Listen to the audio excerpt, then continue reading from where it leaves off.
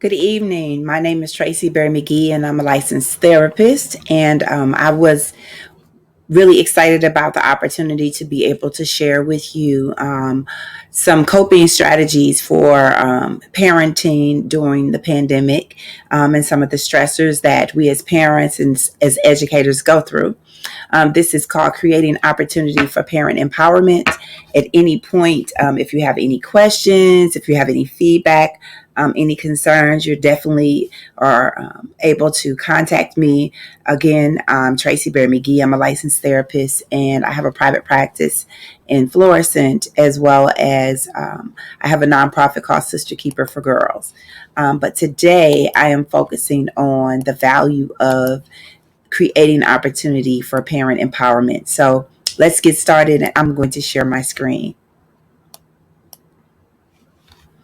So, just for the sake of us connecting, if you have any questions, you can definitely connect with me, and I'll make sure that I connect back with you, whether it's through chat or in addition to that, you can always contact my facility. So, this is Creating Opportunity for Parent Empowerment. This is my information. In addition to me being a therapist and having a nonprofit, I'm also a consultant, as well as I'm a mother, a wife, and I have three children. And so, from my perspective of being a therapist and being an educator and being in the field, I also have some of the expertise of, I guess, being a parent, because as we all say, is there a handbook that comes with this? No, it is not. But we learn from our experiences and hopefully from connecting with one another. So let's jump right in. I want to talk to you guys about being a keeper. When I say being a keeper, it means being a keeper to yourself and to your family. So we're going to explore some of the self-care tips that we can leave you guys with, as well as hopefully you can see some of the things that we deal with when it comes to the new norms. Everybody says we're in the new norm, as things we haven't experienced before, and how we can manage our time during this digital world platform that seems to have become our norm, as well as incorporating some of the love principles. So one of the things I keep asking everybody is, if you're stressed out, and if you are, what are some of the things that have been stressing you out? We know that work is one of those things. The virtual learning platform, how important it is for our kids to get with this, as well as us, because we're learning new ways. Dinner is one of those things that stress you out. And relationships. We've been in the house and we're working with family and friends and in a very close proximity that we never have been before. So it may be that our relationships are causing us to struggle a bit. So we want to be able to process some of those things. And we want to also realize that stress is real. And so I keep asking everybody, how do you cope? Because everybody's coping mechanism is different as well. So let's identify stress. Stress is a state of mental or emotional strain or tension resulting from adverse or very demanding circumstances. The stress that causes the most negative effect on us all is the chronic stress, which means that it's ongoing. It's something that we don't address. It just kind of sits there dormantly and builds up. And as a result of it, our bodies produce more cortisol, long-term effects, the heart disease, anxiety, the depression, the obesity, because we haven't addressed it. The other thing that we have to think about is we're doing a time frame where we're all constantly making decisions. And as parents, I'm sure you're dealing with a lot of mental exhaustion. We're still making thousands of decisions that we were already making before, but we now have been given the impossible task of having to carefully calculate each one of these decisions with little to no guidance. And that can cause a lot of cognitive overload, meaning that it's just so overwhelming you want to tap out. So, I don't know if you guys knew this, but 30,000 decisions are made in a day.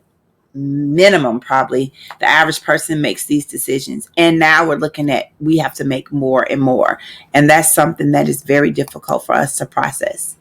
So one of the things that we say is, I say our tagline here is I define me. We can choose to let it define us, confine us, refine us, outshine us. We can't leave it behind us, but we have to make it clear. Society should never define us. And right now, society is definitely trying to define us by telling us how we should operate our homes. If we're going to go out, stay in. The pandemic is really taking over.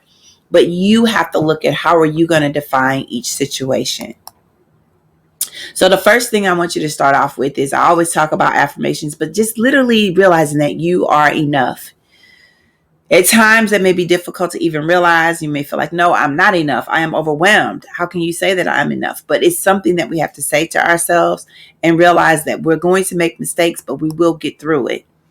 And that means that the expectations of being perfect during quarantine can add up. We're not going to get everything done all the time. It's not going to be done in a timely fashion. Oftentimes I say that even an eraser, even a pencil has an eraser, because we're going to make some mistakes. We also have to realize that sometimes we might have to go a little easier on the rules. Maybe we're not going to always get to bed at the right time, but we're going to figure out a way to balance those things out. And for me, I find that when I talk to parents, we know that we talk about this in school as well as home. Consistency is key. So even though we're going to be a little flexible, we have to go back to making sure that we establish boundaries and know that we have to be consistent. So when I talk about being a keeper, I talk about being a keeper to yourself first. As a parent, we always know, like, we have all these responsibilities, but what about self? And that's where you have to realize that you want to be gentle with yourself, because you really are truly doing the best that you can. So let's get this going. One of the things in Sister Keepers, we have a wellness mobile. I don't know if you guys are in our community, if you've seen it at some of the different stop shops, the drive-throughs where we're often giving out food and different tools. Well, the wellness mobile is a platform that it's a bus. It's a mobile. It looks like a FedEx truck or a UPS truck, and it's in our community. But from this perspective, I just want you all to know that this is important for us to say, get on track with yourself, get on your own wellness mobile. And what does that look like? So it looks like the love principle. I'm going to go over it. You can take notes if you like. It's really simple. I like to give simple, concrete tips that you can utilize and check your box and say, okay, I'm doing this. I'm doing this. If I'm not, could I be doing more or less? Or can I even share this with someone else? So the L is, are you listening to yourself? Are you getting spiritual with yourself, where you feel like, I'm able to meditate or pray? Some people like to meditate where you can listen to the soft music, or you have very direct meditation where it's telling you what to do, or even if it's a song that you take in. Are you praying? Are you fellowshipping either online or through the church parking lots? Are you taking a yoga class? But finding a way to really sit down and be still with yourself and listen. Are you also taking the time to just take some deep breaths and breathe in the air that you live in? We've been doing more walking in our community. Some people say, you know what? I need to walk so I can hear myself, or I need to just sit in the car, which is not always so safe in today's society, but we have to find a way to sit and be still with ourselves and listen to ourselves. Another thing that you can look at doing is journaling. That's something that I do on a regular basis. But I think that one of the things that we talk to our girls and our boys about is, are you keeping a gratitude journal, or just a journal within itself that you can sit with your thoughts? That can be a way of getting things out of your head and creating detailed lists. The O in the love principle is observing yourself. Observe if you're in a toxic environment. Do you know that it's time to get out? Observe if you're not getting enough sleep and you feel like, you know what, I was used to getting 8 hours, but I'm being up later now, or I'm getting up much earlier, and I need to make sure that I get the sleep that I need. Or I need to tap out and go to another space in the house because there's too many people in this or that space. Observe your nonverbals. Oftentimes our nonverbals speak louder than our words. And so you want to look at, how am I approaching certain things in my home environment, my work environment, in my relationships? Because our nonverbals speak loud, we want to really, be able to say, you know what, I know I can do better with this, because if I get mad or if I get upset, I know that I tell my kids all the time, they know when they walk in the house if I'm in a good mood or not. And I know if they are too. So we want to start observing if our kids are online and we know, you know what, this is enough. We need to tap out for the day, because you can see the build of frustration. The other thing is, observe how much you're on social media or Facebook. I call it Facebook. Sometimes it's Fakebook. But do you feel like you need to take a social media cleansing? And if you need to tap out for a minute, it's okay. If you need to take out for a week, tap out for a week or a month. It's okay. But you need to observe how much it's impacting you to be involved with the news and the media and television, the radio, and all of those things. Observe how your body feels. Are you drinking enough water? Are you eating on a regular basis? How often are you exercising? All these things play a role in how we are keepers to ourselves as in our children. The V is validation. Validate yourself. One of the things that we do in our program is we have validation. We have affirmation cards, and we have these little cards where we write little notes to ourselves and put them in an affirmation jar and pull one out daily and like, okay, I love myself, or I believe in myself, or, I know that I need to be in a sacred space, and I affirm that my space will be sacred to me. But you want to just make sure that you find ways to constantly affirm who you are and what you represent. It may even mean that you might want to create a mission statement for your house or a hashtag.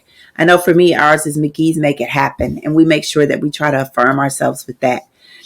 Create a go-to playlist that you listen to as you start your day. Like, are you waking up to an alarm clock? Maybe you need to wake up to positive music, or you need to create positive music that you're playing as you prepare for your day.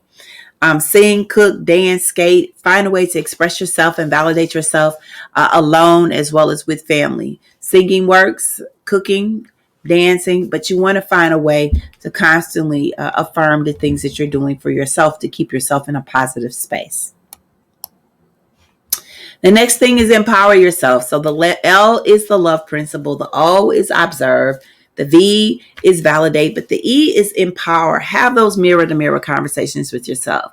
Check in saying, you know what? You're doing pretty good. And, we can do better. Often people say you can talk to yourself, but just don't answer. But you need to really be able to look at yourself and say, what things do I need to change? And if I need to change those things, how am I going to implement it?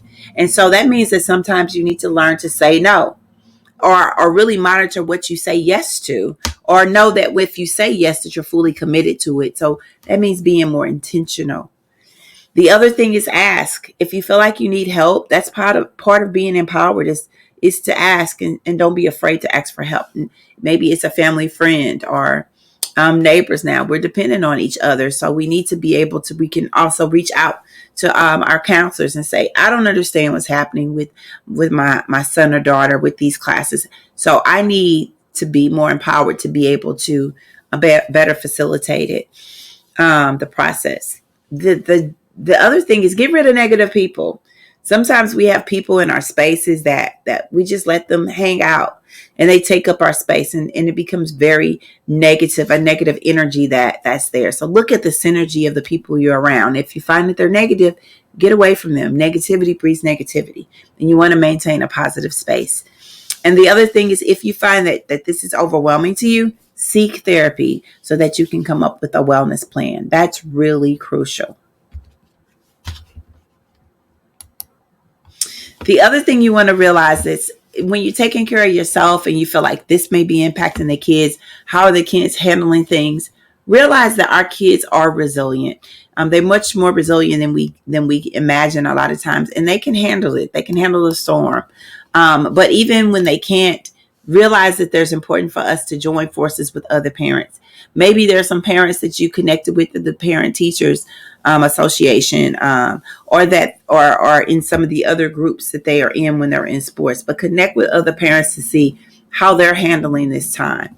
Connect with your teacher, your child's teacher, not just when things aren't going well, but when things are going well. That is important that we all stay connected and look at what your care team looks like.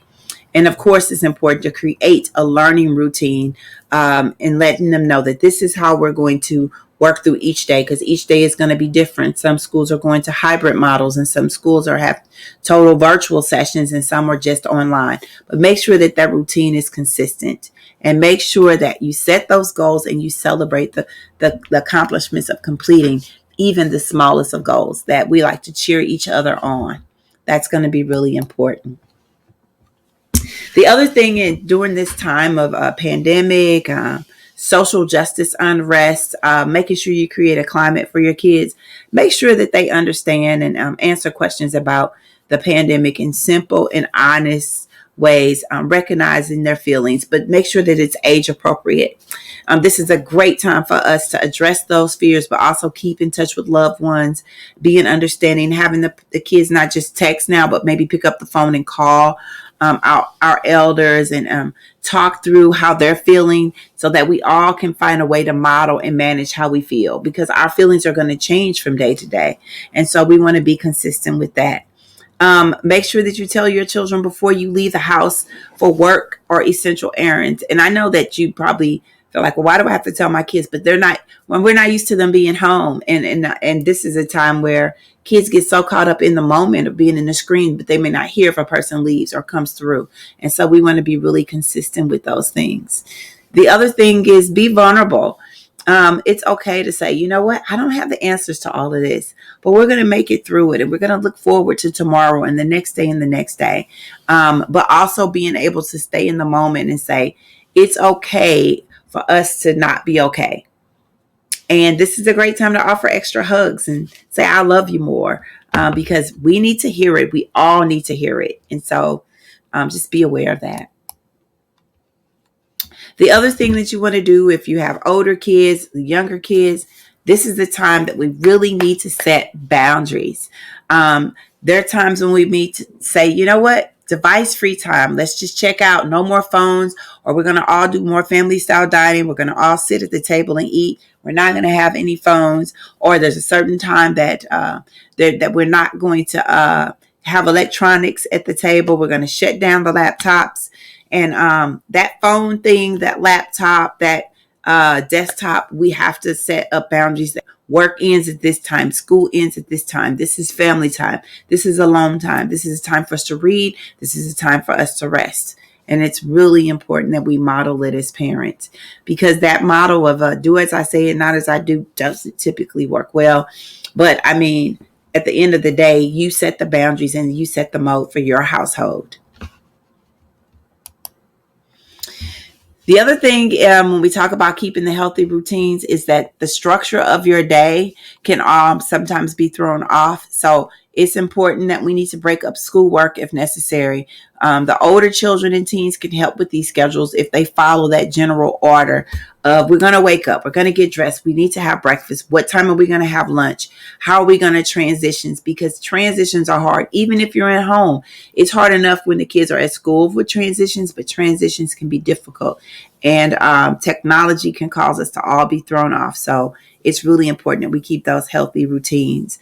Again, we talked about, just to reincorporate, how important family style dining is now, or we at least have lunch together or breakfast together, but figure out a time that we can implement family style dining, or playing games, puzzles, sing-alongs. It's so many cool things that we can do together now during this pandemic that'll help us to maintain some family routines.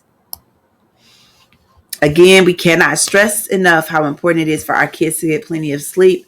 I do circles with girls all the time, and the boys, they tell us that they stay up awfully late. They're telling us that the parents shut down and they stay up to like 12, 1, 2, 3 o'clock in the morning. So we're going to make sure that we all get plenty of sleep. Some of the ways that you can stick to that bedtime routine is a long hot bath, showers. A lot of times I like to promote the relaxation with, we all give each other maybe like little massages or routines to keep it going. Making sure the rooms are cool, dark space where you shut everything down. If you have the TV on, it's still going to stimulate the brain. So you might want to make sure that maybe it's soft music, or just finding a way for them to say that they need to get in at least that minimum of that they need 8 hours of sleep. You may not need 8 hours, but you know what your household needs. But right now, our kids really are needing to get that quality sleep in, and because they're waking up early and getting dressed for school, even though they're not going to school, they're still in that space. The other thing that we want to work on is, how are we managing behaviors? How are we redirecting? Because the kids they're going to try us now. They're at home. So if there are times when you feel like, you know what, I need to tap out, take a deep breath, give some creative consequences, Reward the good behavior. That's important. They say never yell at or spank your child. Hey, we're not telling you what to do with your kids, but we know that they say the palm of the hand is what is the law, but you decide how to manage the behavior. And sometimes it's best not to do anything at all. Like, let me just tap out and come back to this situation and then figure out a way to redirect and take a breath. So I'm just giving you that routine, but you should just know, how am I managing these behaviors? And look for resources if you don't have those tools, because like we said, parenting is a difficult thing, and there's not like a manual that comes with being a parent. Parenting the teens can look different. Maybe now it's time for us to step up and let the kids cook a little bit more. But it's going to be important that we try to eat together more. We talk about that, gardening together. This is a time where everybody can rake the leaves, figure out a way to take care of a plant. We got the holidays coming up, finding a way that we do a lot of those things together, exercising, playing sports. But the big part is just empathizing, being vulnerable with their frustrations, because the teens are really teenage brains. So they're going to be impulsive. They're going to try to find ways to get out and do some things. And we want to make sure that we give them an opportunity to do that, but create safe spaces as well. And of course, encourage the mindfulness. Again, listen, observe, validate, and empower. So typically this is a time for some Q&A. If you feel like you want to connect with us, definitely drop us a line. I'm available. This is all of my information. You can reach me through my website. I'm on Facebook, LinkedIn, Instagram, Twitter. But we're here as a resource. We are a community resource. We're right here. We're in Hazelwood. We're in Florissant. But most importantly, you can definitely connect with us if you have more resources. I hope that this has been helpful to you. Again, definitely continue to connect if you need more resources. That's why I'm here. I can also, you can also reach out to me through my email address. It's idefinememovement.com. Again, that's, idefinememe@gmail.com. idefinememe@gmail.com. Hopefully, these are some tips and some things that you can utilize and continue to stay connected to the I Define Me University. And we have workshops and virtual classes for girls at our idefineMe University that you'll find on my website. But for the parents, we'll stay connected through Hazelwood for the Hazelwood Parent University. Okay? Take care. Bye.